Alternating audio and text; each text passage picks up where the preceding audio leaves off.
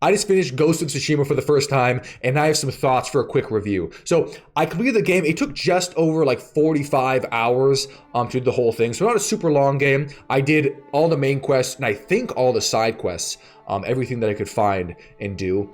But I didn't clear out every single like bandit enemy camp or whatever. But the game came out on PC, I think it was last year, and then originally came out in 2019. So going into this, I had very high expectations because I heard a lot of great things. And overall, I really enjoyed the game. I really liked it. Starting with the story, because the story I feel like is what is going to stick with me the most, with Jin Sake as the main character. I really enjoyed this story. I thought the story was really interesting, had a lot of plot twists that I actually didn't expect, that made it a lot more compelling. The voice acting was great, the dialogue. Without getting into too many spoilers, maybe I will at the end of this review, I really didn't expect a lot of the turns that the story took, but it added to the game. And then the main part of the game, the combat, the mechanics were really good. A lot better than I expected.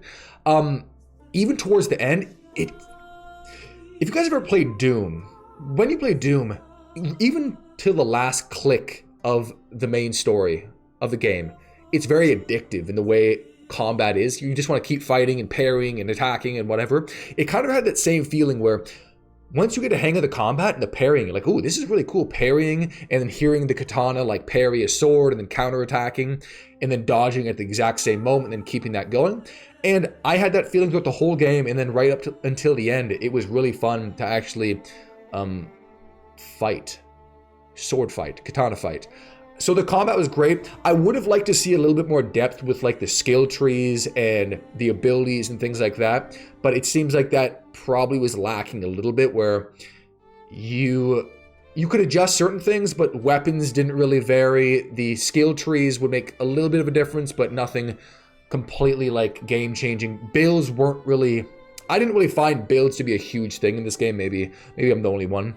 And then the world itself.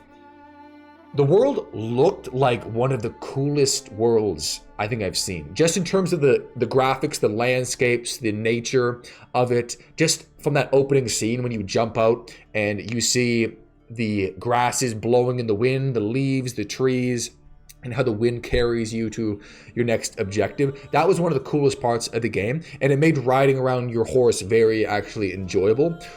The one downside of the story, not the story, of the world is, even though the world looked very, very pretty, I wouldn't say it was like a 10 out of 10 immersive world where it feels super alive.